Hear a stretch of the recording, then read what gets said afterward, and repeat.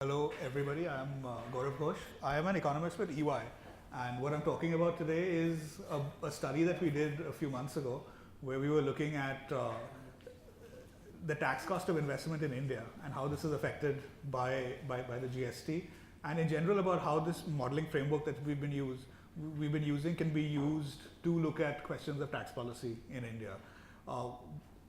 While working on this project, I had two primary collaborators. One of them is Jack Mintz, who's a prof at the University of Calgary, and he spent his entire career basically developing this METR framework. So this METR framework that I'll be talking about today has been was developed in the mid 1980s, and Jack was one of the guys who did this. And subsequently, this framework has been used to look at tax competitiveness across countries and also within countries like Canada, in Australia, in the UK, Germany, so on and so forth. And my third co-author was Satya Poddar, who is one of EY India's indirect tax experts. And so the three of us have been working on this for a while, and I'm here today to talk through what we did. Yeah, I mean, I'm glad that you all are here to listen to me, and I hope we can have a fruitful discussion. So yeah, let's get started. So the way I see it, what I'll do is I'll first provide a bit of context about the model, because I mean in general this is an important question, right? I mean the question of tax competitiveness, how is it measured and why is it important? And then and if we want to measure it, how do we measure it? And one of the arguments I'll be making it is that this METR framework, and METR stands for Marginal Effective Tax Rates on Investment, but we don't put the I at the end, why this is a good framework for doing that. I'll talk a little bit about the model itself. I'll talk a little bit about how we implemented this model in India, which was a non-trivial task because of general conditions of data scarcity and things like that. And then a little bit about what results we had. Now Ajay said that I should target to have this at about 30 minutes. So it's possible that I might rush through a couple of the slides right now, but we can always go back to these slides later on when we're having the discussion. And in general, I quite like I mean, if anyone has a question that they want to address to me while I'm presenting right now, please feel free to do that as well. I'd be glad to at least attempt to answer your questions if I can.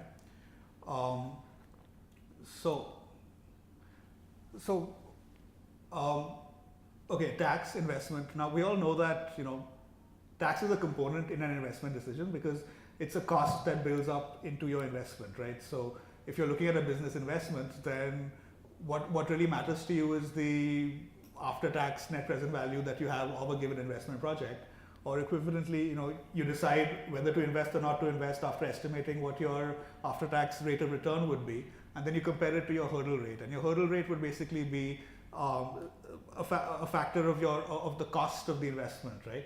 And so basically, if you feel that you're going to be making money on the investment, you'll go ahead. Otherwise, you won't. And now, when we extend these individual business decisions to the market, it manifests as overall levels of investment that will happen in the market. If you have a low hurdle rate, for example, in aggregate, you're going to have a lot more investment in the economy. And if you have a high hurdle rate, then therefore you'll have a lower level of investment in the economy.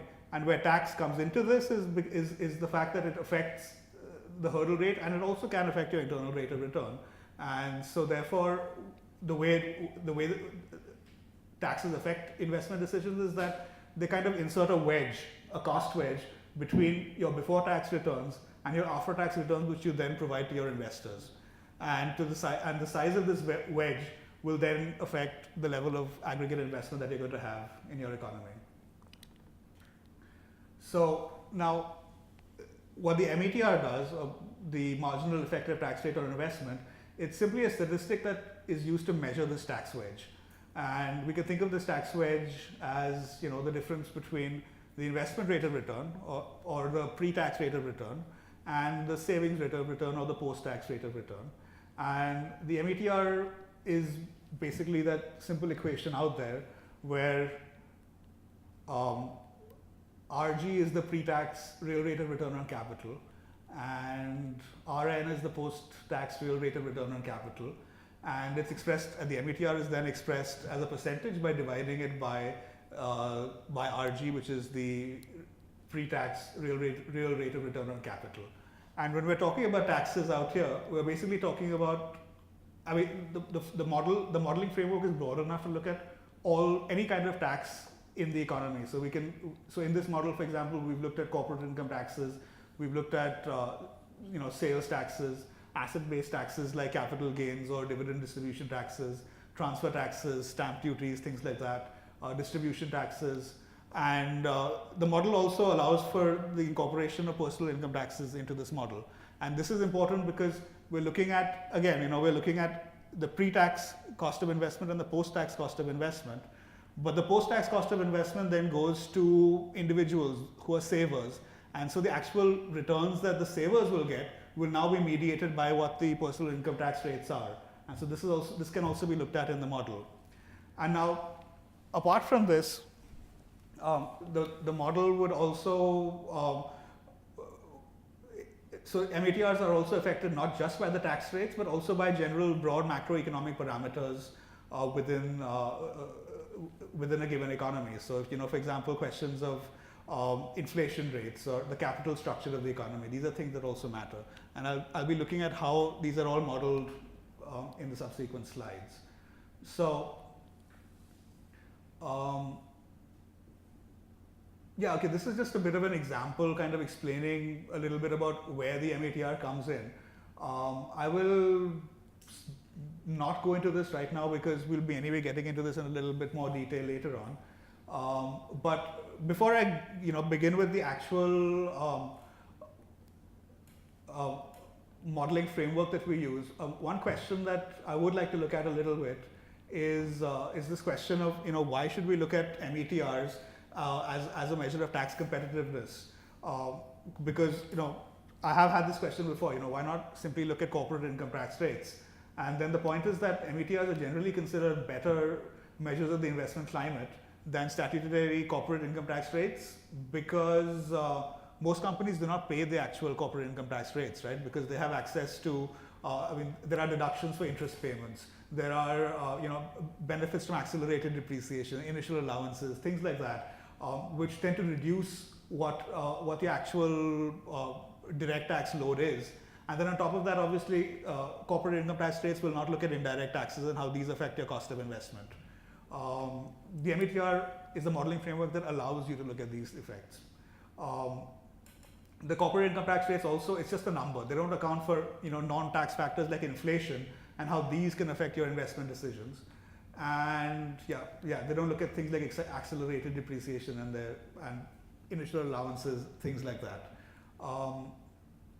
Okay, so also one point to be made is that I'm assuming that people are familiar with with these terms, but I understand that, for example, maybe not everyone here might be an economist or might not necessarily be working on tax policy issues, and so therefore some of these terms might not be evident. If that is the case, please feel free to interrupt, and I can try to go into that a little bit. So that the previous slide was about why METRs are better than corporate income tax rates to look at questions of tax competitiveness. Another measure that is sometimes used as a tax competitiveness measure is the average tax rate, which is simply the revenue from corporate income taxes from a given firm divided by the book revenue. And in general, ATRs could be quite useful when you're looking at lumpy investments or the revenue impacts of tax policy. But again, they're not that useful when you're looking at decisions on the margin, like what investment tends to be. And the reasons for this is that ATRs are based on income from current and past investments, whereas here we're looking at, if I want to make an investment today, then what is the tax cost that I'm bearing? And so for that, the METR, the marginal effective tax rate, is better than the average tax rate. Another factor is that ATRs don't distinguish between between different types of business income. They don't look at income streams that flow from specific investments versus from other forms of other investments that you might have, or other sources of income that you might have. And ATRs are based on book income, which is not equal to real profit when you're looking at a time horizon and when you're looking at a situation where inflation exists, such as in most economies. And so for these various reasons, the ATRs are valid measures in their own rights, but not necessarily so when looking at investment decisions.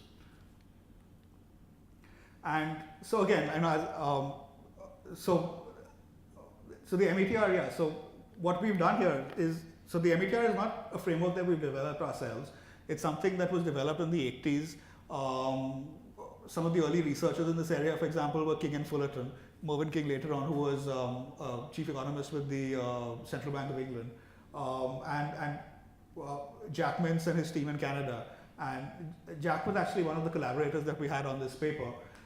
He is an EY resource out of EY Canada, and he very generously lent his time, and I worked with him extensively in developing this paper. So the measurements that we have here, it's not, I would give it some credibility just for the fact that we worked with some of the best brains in the business when it came to doing these calculations.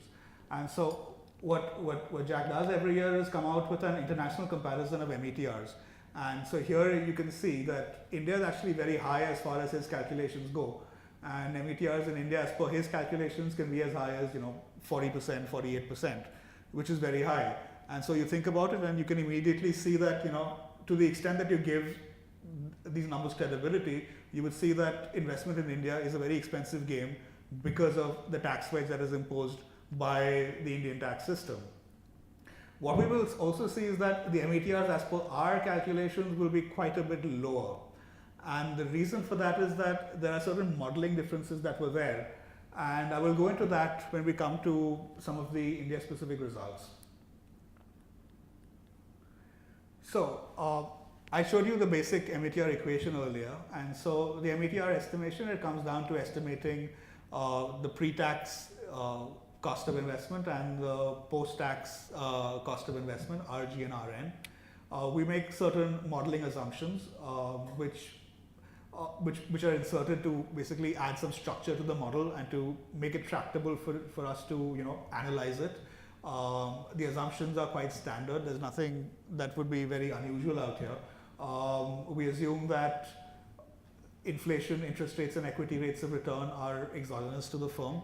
And when we're talking about interest rates and equity rates of return, we're talking about the market rates, the market equity rates of return, market interest rates. These are exogenous to the firm.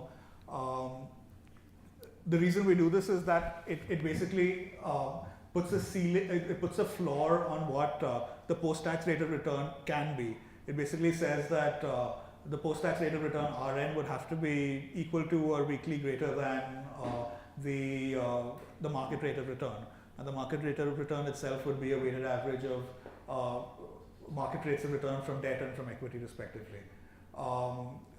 We assume that firms pay all their taxes and use all available tax benefits. So in this sense, they're efficient so they have knowledge of the tax code and they're efficient with respect to being able to take advantage of the tax code. As to whether this is true or not, you would think that for larger firms it would definitely be true. But in any case, this is an assumption we make because if we didn't, then we would need to have additional assumptions on to what extent are firms able to take advantage of the tax code, and that would become very complicated very quickly. We assume that physical capital does not yield real capital gains. Basically, this just means that physical capital will depreciate. There will be an economic rate of depreciation. And then the last couple of assumptions are just, again, to add tractability to the model. We assume that firms have a fixed debt-equity ratio and that tax rates and inflation rates remain constant over the time horizon of our estimation. Clearly, I mean, at least the latter assumption is not realistic. Inflation is going to change. But again, we do this because it lets us, it gives us something to work with. Otherwise, we would have to model how is inflation going to change, and then that's something that could be there, but it's beyond what we need to do right now. So, as I said, we need to model RG, we need to model RN. So let's start with the modeling of RN. And the basic idea is that an investor will provide funds if and only if the expected returns from his investment are greater than returns on the outside option. and the outside option we can think of as just being the market rate of return. And so therefore, the equation down there follows, which basically just says that the post-tax rate of return from a firm's marginal firm's investment, the real return is equal to the market rate of return R, and this is simply a weighted average of returns in the market from investing in debt and investing in equity. And so if you assume that beta part of your investment is in debt, your return would be beta into I, and then rho would be your nominal equity rate of return, and the remainder of your investment would go into that, whatever stock of funds you have. And then these are nominal values, and so you get the real value by then subtracting the inflation rate. So therefore,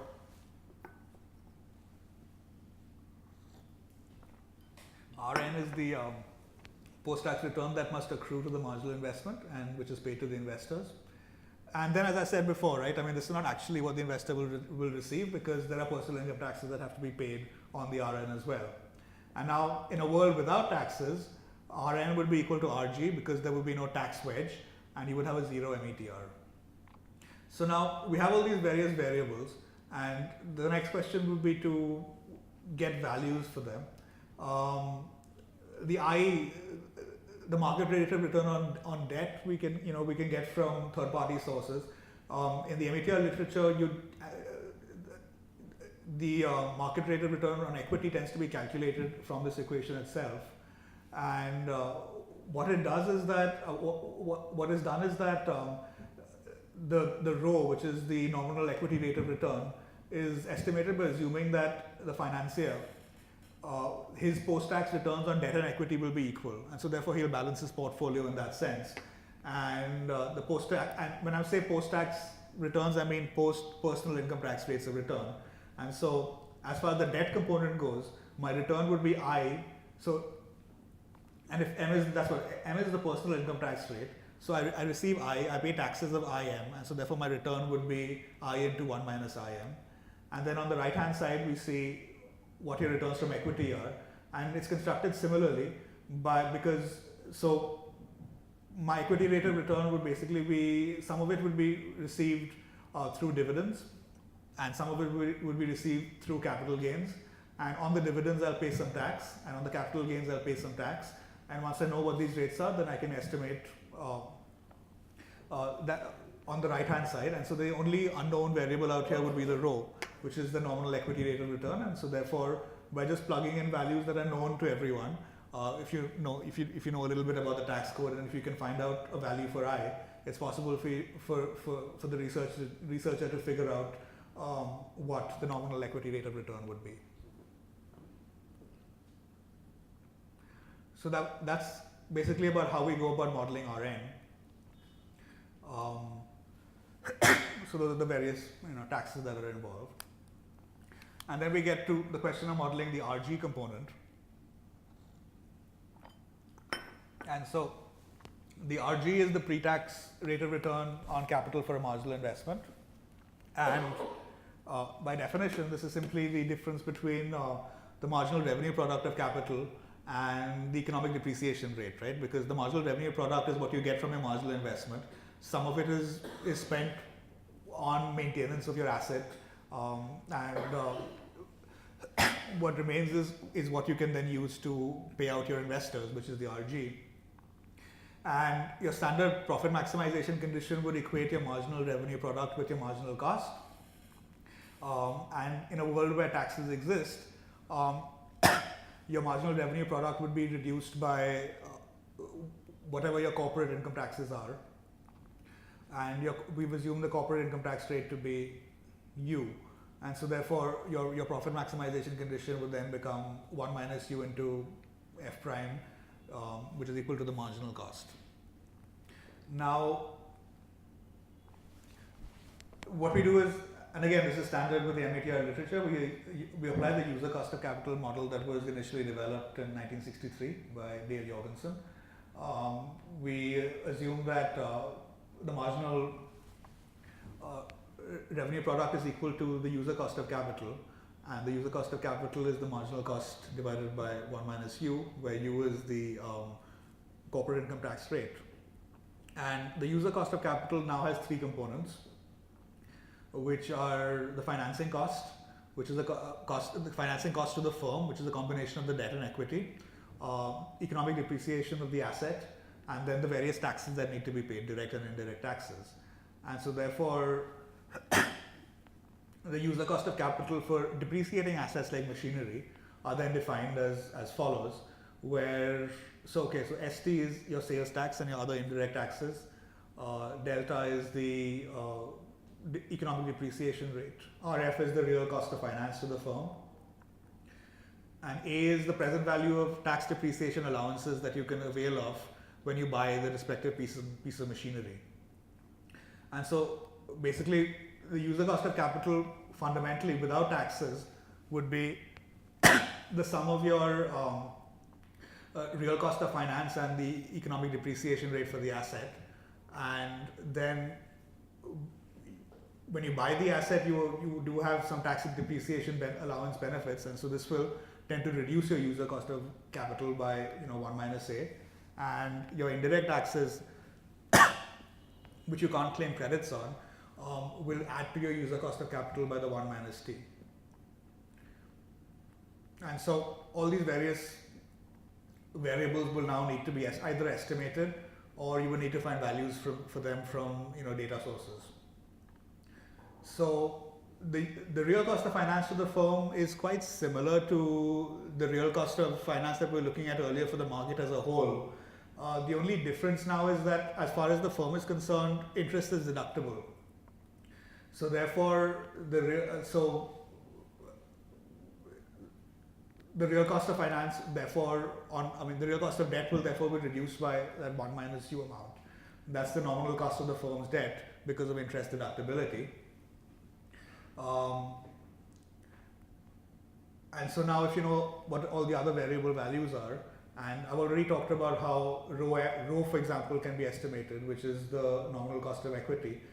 It's possible to estimate the real cost of finance of the firm. And then you have tax depreciation, and the present value of tax depreciation benefits will be the sum of benefits that you receive from initial allowances and then from accelerated depreciation after that, and that is captured by that equation. And I won't get into too much detail out here. I think maybe we should be moving on a little bit more rather than focusing too much time on the model considering time constraints. But we do have a paper, that can be shared. We all can take a look at that. That will go into a little more detail about how all this is done. And so therefore, we're able to estimate the user cost of capital for depreciating assets. Similarly, we can estimate the user cost of capital for non-depreciable assets like land, and that's quite simple. It follows from the previous equation, the equation for depreciating assets, except that now we set economic depreciation rate to 0, and obviously there are no tax depreciation benefits. And similarly, we can have a user cost of capital equation for inventory as well. We assume that inventory is accounted under FIFO rules, first in, first out. And this is, so in India in general, when you're doing inventory accounting, you're either looking at FIFO rules or you're looking at average cost rules. And in general, FIFO tends to predominate, and so therefore we're going with that. And under the assumption of FIFO rules, user cost of capital is as shown up there. And what needs to be noted is that your user cost of capital for inventory is affected by the inflation rate. And that's because inventory is booked booked nominally, and so therefore every year the inventory that as it turns over, you have to pay tax on the amount of inflation into basically whatever the corporate income tax rate is. So those are basically the METR equation. Now the question is, how do we take that set of equations, that theoretical model, and apply it to an entire economy as a whole? Now, as I said, right, we're looking at marginal investments, and marginal investments are obviously very heterogeneous, right? you'll have different investments in different industries. Investments will depend on different asset mixes. You'll have, and assets would be land, structures, machinery, inventory, transportation assets, things like that. And obviously, different types of marginal investments will be financed differently. So there'll be different sources of financing, a combination of debt and equity. And so the point is that there's no unique marginal investment in an economy. And each marginal investment, if we apply those various equations, the equations will have parameters with different values, and therefore you'll have different METRs for each different marginal investment. And so now if you want to look at METRs at the national or sectoral level, we would need to consider this heterogeneity at lower levels. So what we do is we estimate the METRs using a bottom-up approach. And so in practice, what this means is that we end up estimating METRs for a large number of different types of marginal investment, and then we aggregate these upwards using weighted averages. So what we do is we classify all investment in India according to 4 characteristics. And so the characteristics are the sector that the investment is in, the asset type, the firm size, and the taxpayer type. And the sectors that we've looked at 8 core sectors and 1 other catch-all sector. And the 8 sectors that were selected, these together accounted for 93% of all investment in the Indian economy in 2015. So these are the dominant sectors in the economy. The statistics that I'm quoting, we got by crunching numbers that we obtained from Prowess. And the asset types are basically, so again, if we looked at the METR equations, we saw that there were user cost of capital equations for depreciable assets, non-depreciating assets, which in this case is land, and their inventory. And the depreciating assets that we looked at are the 4 different types of depreciating assets that are defined in the Indian tax code, which are buildings, furniture and fittings, machinery and transportation equipment. We look at firm size because this is something that mediates initial allowances. So initial allowances, basically it's the level of immediate expensing that you can do for purchase of capital assets. And large firms with investments of over 250 million, they can expense out immediately 15% of their acquisition cost for their machinery. And initial allowances in general tend to have quite an impact on your METRs, so therefore this has been considered.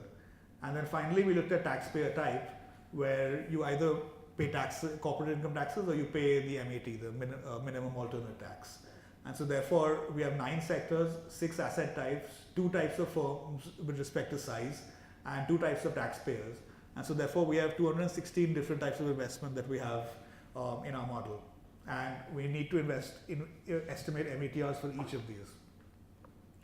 So yeah, we can skip this because I just spoke about this. And then the question is, so now we would have 216 different METRs, and then these METRs would now need to be aggregated to come up with sector level METRs or national level METRs. And what we do is we aggregate by using capital shares as weights. And capital shares are defined as the total proportion of new investment capital in the economy that is allocated to a given one of these 216 marginal investment types. And so what this basically means is that if, for example, some marginal firm type A attracts more investment than marginal firm type B, then it will have a greater impact on higher level METRs. And in our estimation, this is consistent with the fact that A is generally more important to the economy as a recipient for investment. And again, here we are not reinventing the wheel. We're working with standard modeling assumptions when it comes to METR analysis. So this is a little bit about what the capital structure of the Indian economy looks like. The source again is Prowess, and here we see 4 different types of firms. Those that pay corporate income taxes and are large, meaning that they've invested more than 250 million INR in a given year in 2015. For small firms that pay corporate income taxes, large firms that pay MAT, and small firms that pay MAT. And then we have an aggregate out there. You might notice that, for example, the capital structure for large CIT paying firms is actually quite similar to the aggregate. And the reason for that is that 59% of all investment in the economy was in that category. And what we will also see is that it's the large firms that tend to basically be in the manufacturing and electricity sectors. So CIT, large firms, for example, over 70% are in these two sectors alone, whereas the smaller firms are distributed across some of the more service-oriented sectors. CIT paying small firms, a lot of them are small financing firms. You have some information and communication type firms. And MAT paying small firms you see a lot in the other category, and these tend to be a lot of small real estate firms.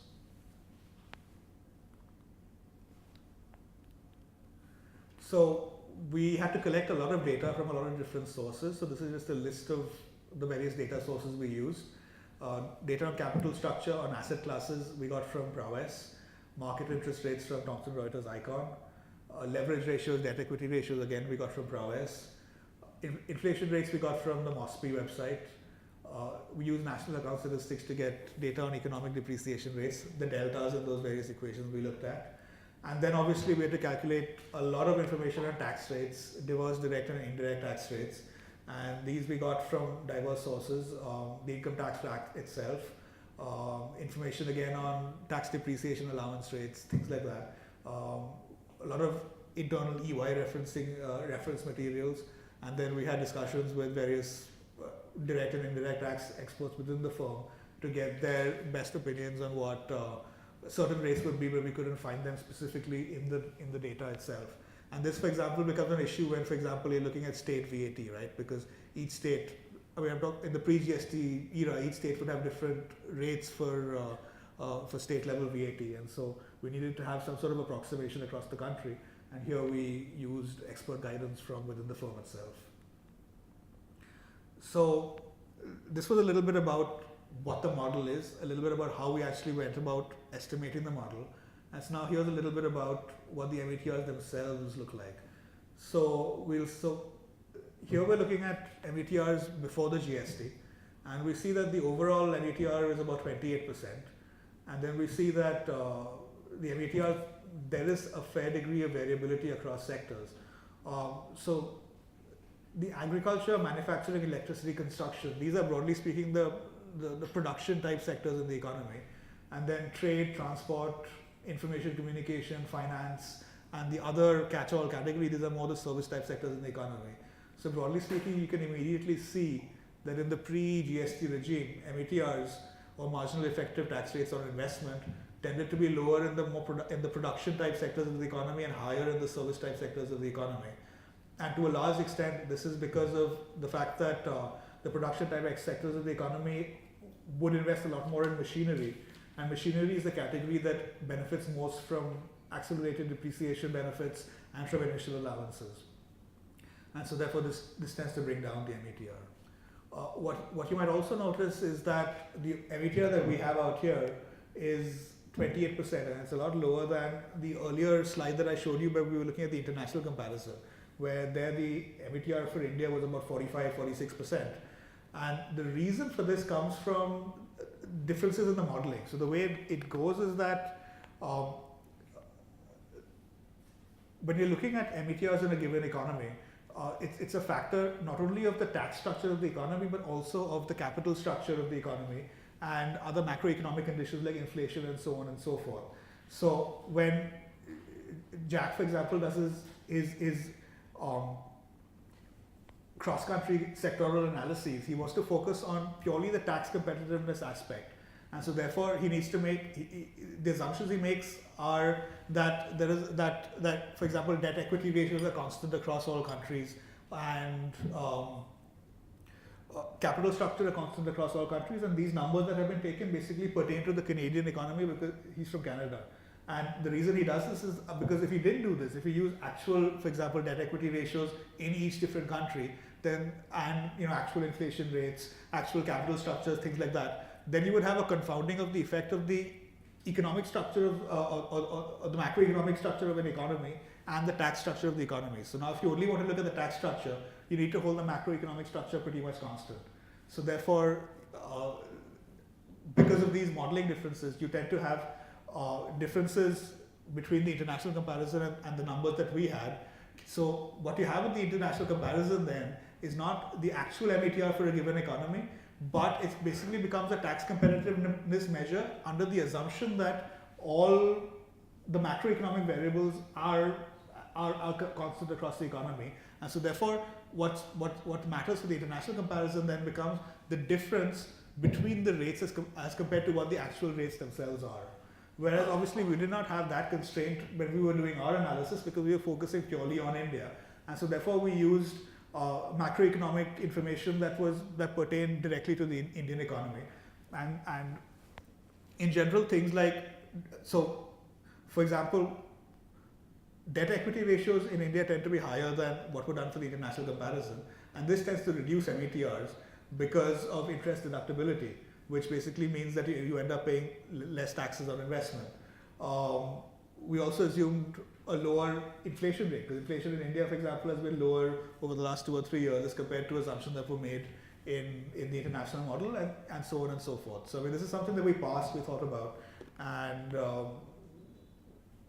yeah, I mean, the difference is explainable.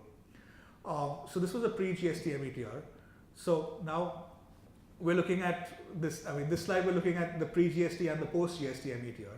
And here what we can see is that by and large, the GST is beneficial from in a marginal investment perspective, in the sense that METRs come down overall, and they also come down for almost all the sectors in the economy, especially for the service type sectors in the economy. So you're looking at trade, you're looking at transport, infocom, finance, etc. And the reason for that is that these were sectors that suffered a lot from blocked input tax credits in the pre-GST era, whereas now a lot of these credits get unlocked in the GST era, so this will tend to bring down the METR. What's interesting out here is to notice that for electricity, the METR actually rises quite significantly from the pre-GST to the post-GST era. And the reason for this is that electricity remains an exempt sector. Now, it was also an exempt sector in the pre-GST pre-GST environment, but they tended to have concessional rates on indirect taxes, whereas now these concessional rates will no longer exist. And so what that does is that will immediately push up the METR. And you might notice, for example, that manufacturing is not a sector that tends to benefit too much. And the reason for that is that it was already doing pretty well in the pre-GST era because there were not too many blockages on indirect taxes in the pre-GST era for manufacturing. And also obviously they had benefits from accelerated depreciation and initial allowances, things like that. So yeah, so overall we see METRs for the economy as a whole comes down from about 28% to about 22%. But you know, there is heterogeneity across various sectors. In finance you include banking? Yes, finance includes banking. So the classification that we use here, these are all NIC classifications. And the data we extracted from prowess. So as these companies are encoded in prowess, you know, that's the basis we use for the classification out here. And so what we thought would also be interesting would be to look at, yes, the pre-GST and the post-GST, but what would happen if we had a more ideal GST, a simpler GST, which did not have so many exemptions, which did not exempt, you know, the power sector, did not exempt petroleum, things like that. And what we find is that in that case, the benefits will be even more, right? It will be much starker. The METR would drop further from say 22% to about 14.7, 15%. And the reason that we get these additional benefits is purely from the blocking of input tax credits in exempt sectors of the economy. So there again, so if you look at electricity, for example, now because of the removal of blockages in the sector, and considering the fact that it's a highly indebted sector, and considering the fact that it's a sector which is very capital intensive, machinery intensive, and machinery is the asset class that benefits most from accelerated depreciation and initial allowances, it leads to a very low METR in the sector. And so, so therefore, you see the fact that, you know, simple blockages, the fact that electricity becomes an exempt sector, it actually works against the sector from an investment perspective, because it raises the cost of investment in the sector. And then if you think about it, I mean, this could be problematic because electricity is such a fundamental part of an economy, right? Everyone uses electricity. And if the cost of investment is high, then it would put upward pressure on prices. So either this will result in deteriorating financials for electricity providers and distributors, or higher electricity costs, depending on the economic imperatives versus the political imperatives. And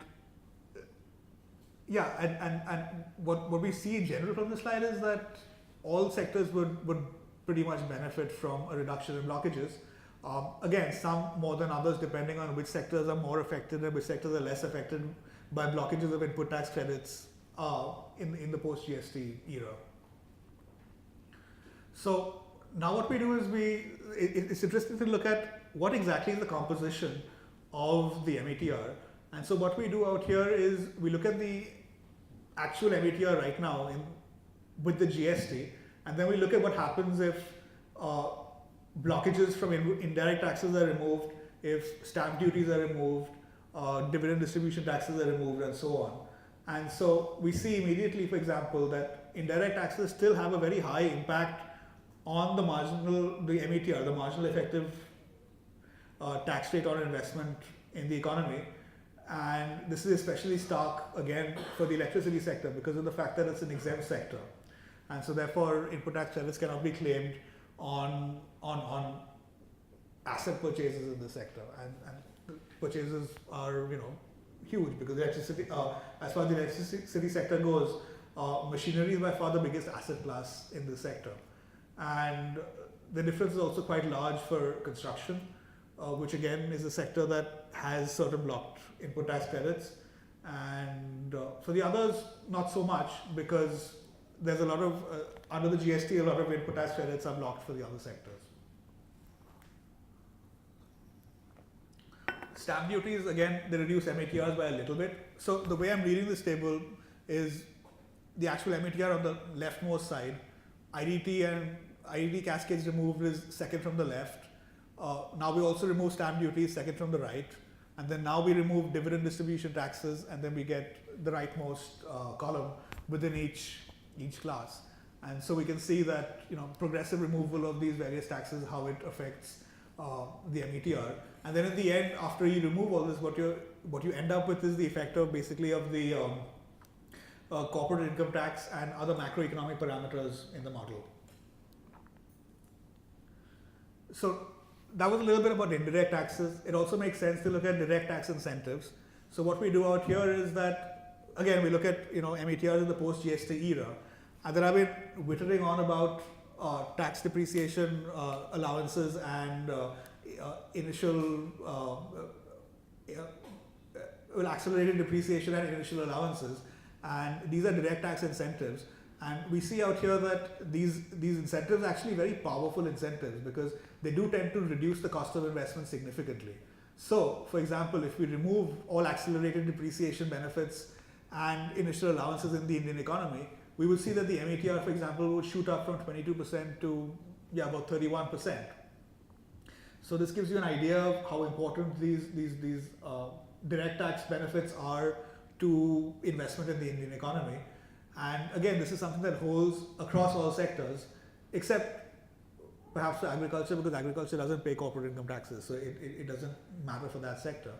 And then what we do is we look at, so now we remove all these benefits based on the direct tax code, but what this means is that it gives us flexibility to reduce corporate income tax rates and MAT rates. And so we see that after removing initial allowances and accelerated depreciation, to bring the METR back down to the post-GST rate of 22%, this is consistent with reducing the CIT, corporate income tax rate, from 30%, not including surcharges, to a mere 12.75%, and an MAT of 10%. So this again gives us an idea of exactly what the size of the benefits that are provided by accelerated depreciation and initial allowances is when it comes to investing in the Indian economy.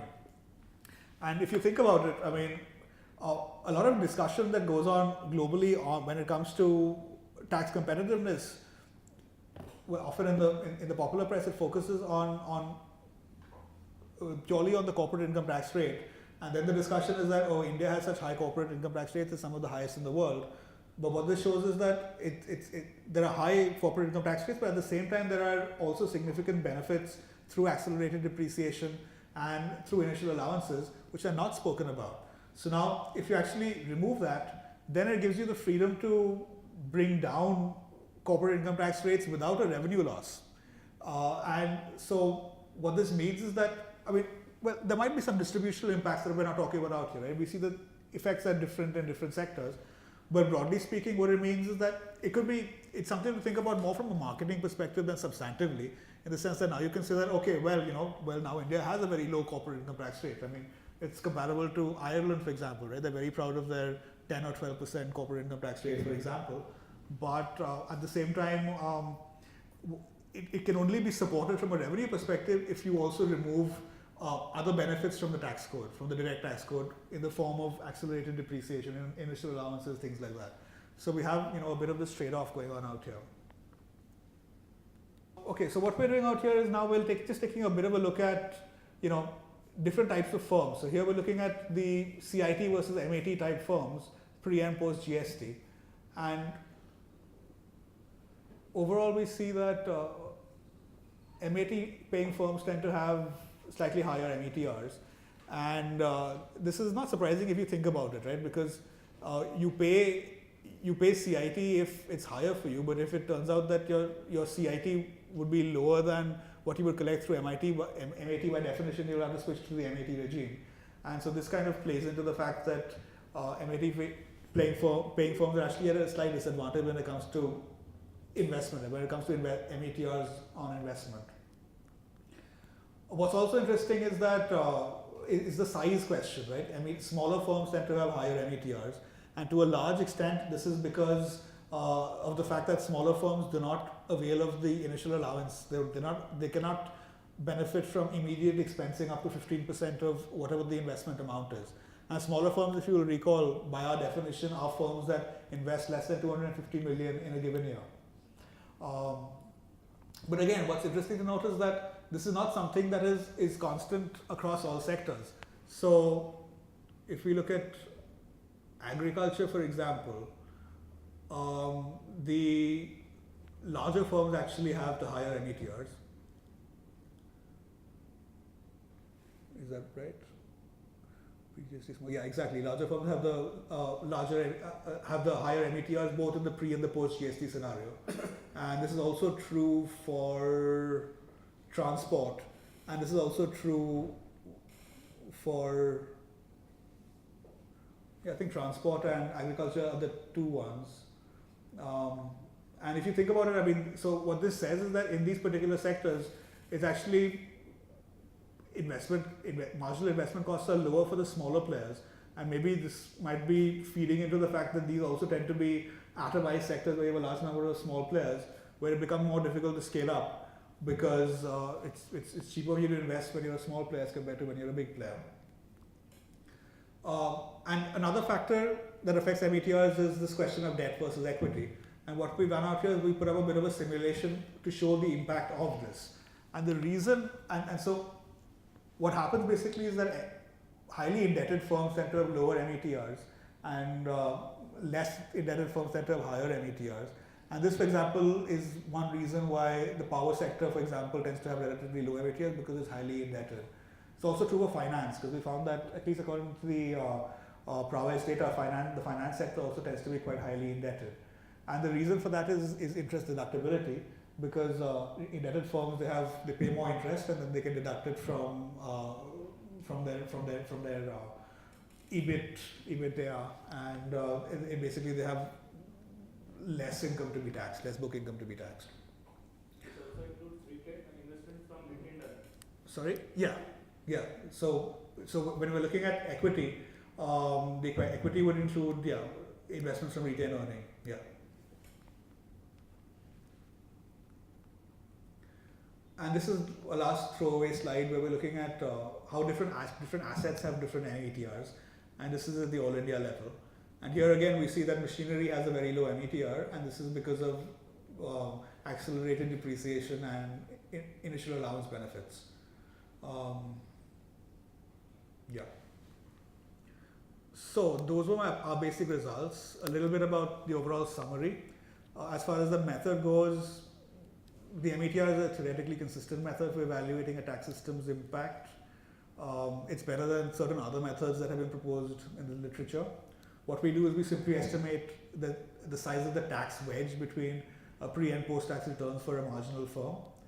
And it's a bottom-up methodology. So we start off, we hypothesize what the marginal firm is at a disaggregated level, and then we work upwards to estimate METRs at sectoral or national levels.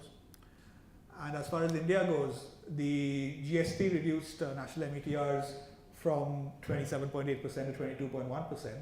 And using some very rough back of the envelope calculations, we find that this could provide an incentive to increase nationwide investment by about 5%. So that's actually quite significant. My caution here would be that these are embarrassingly back of the envelope calculations, which is why I haven't put them up. But it shows that overall there could be a significant gain from simply moving to the GST, purely when we're looking at rates and all that. We're not looking at implementation measures and ease of doing business and things like that. Obviously those will also be factors that will affect what investment rates could be. What's also important to note is that if the GST exceptions are removed, exempt sectors no longer become exempt sectors, for example, the METR would fall much further, and this would be a much stronger incentive for further investment in the Indian economy. Our decomposition analysis shows that indirect taxes contribute to as much as 40% of post-GST METRs. And this is something to think about, right? I mean, the GST is supposed to reduce the burden of indirect taxes, but because of the way the system has been structured so far, and because core sectors of the economy remain exempt, it still contributes a significant portion to what METR rates are. And I've also shown you a little bit about direct tax incentives and how these are measured by the METRs, and we see that these incentives are actually quite significant in the Indian economy.